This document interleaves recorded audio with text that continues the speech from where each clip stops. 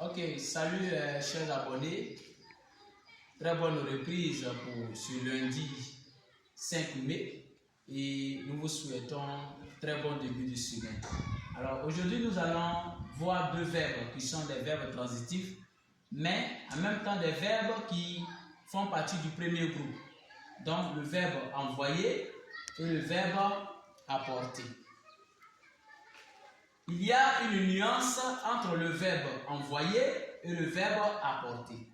Et cette nuance, elle est beaucoup celle-là qui fatigue plusieurs de nos internautes et de ceux qui nous suivent, nos followers. Certains nous ont posé donc la question de savoir à quel moment donc il faut employer envoyer et à quel moment faut-il donc employer apporter. C'est juste la réponse à cette question que nous voudrons bien porter. C'est pour cela que cette leçon a donc lieu. Je vous invite à suivre. Mais surtout, n'oubliez pas de liker, de vous abonner à notre page et surtout de poser vos questions en partageant surtout et d'aimer.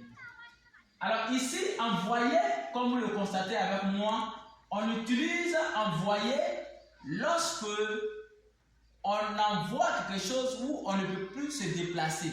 C'est-à-dire quoi? Je suis là, je veux envoyer soit de l'argent. Mais en envoyant l'argent, est-ce que moi-même je me déplace? Je peux être ici à Abidjan et envoyer de l'argent à quelqu'un, soit au village à Yamsokro. Et là, je me déplace. Donc, on envoie quelque chose lorsque on ne se déplace pas. Voilà dans le sens où envoyer est employé. Envoie-moi de l'argent. Envoie-moi un peu d'argent. Envoie-moi une lettre. Envoie-moi un message. Donc, en t'envoyant le message, je ne soulève pas le message pour aller vers toi. Mais plutôt, je te fais un SMS que je balance à travers les réseaux qui vont pour aller jusqu'à ton niveau. Donc, on envoie une chose lorsque on ne se déplace pas. Par contre, apporter, on apporte quelque chose lorsqu'on on prend cette chose-là en se déplaçant vers la personne. Apporte-moi le sac. Donc, avant de te donner le sac, je dois moi aussi me déplacer avec la chose ou bien avec le sac pour me rendre vers toi et te le remettre. Donc, on apporte quelque chose lorsqu'on se déplace avec cette chose. À la maison, on a tantôt tendance à dire aux enfants, apporte-moi le gobelet. Mais quand tu demandes à l'enfant de t'apporter le gobelet, qu'est-ce qu'il fait? Il soulève le gobelet et il vient avec le gobelet lui-même vers toi pour te le remettre. Par contre, quand tu as dit envoie-moi le gobelet, tu es en train de dire de rester là-bas et de t'expédier soit le gobelet. Donc on envoie quand on ne se déplace pas avec la chose, mais on apporte quand on se déplace avec la chose. Nous allons procéder par juste quelques exercices qui vont mieux approfondir notre compréhension. Ali a envoyé de l'argent à son frère.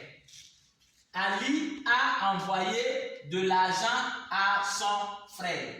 Ici, Ali envoie de l'argent. Mais Ali ne prend pas l'argent pour aller remettre à son frère, mais il est là-bas et il envoie l'argent à son frère, soit par un réseau quelconque. Ensuite, encore pour une deuxième phrase, on dit Charles a envoyé une lettre au maire. Charles a envoyé une lettre au maire. Donc Charles remet la lettre peut-être à quelqu'un là-bas et la lettre est partie. Mais Charles ne veut pas en personne. Ici, apporte-moi de l'eau. Donc je vais prendre l'eau dans un récipient et aller vers celui qui m'envoie pour le lui remettre. Donc on apporte l'eau en se déplaçant avec l'eau. L'enfant a apporté du riz. Donc l'enfant vient avec le riz. Qu'est-ce qu'il fait? Il soulève le riz et il se déplace lui-même avec le riz en allant donc vers toi. Je pense qu'avec cette large explication, tu m'as bien compris et tu as essayé aujourd'hui de faire la différence donc entre envoyer et apporter. Sans plus tarder, nous allons vous prendre congé de vous, mais toujours en vous invitant de cliquer, de liker, de partager. Surtout, n'oubliez pas de poser vos préoccupations en message et nous serons bien placés pour vous répondre. Ça nous fera aussi plaisir pour nous de vous répondre. Que Dieu vous bénisse et à très bientôt.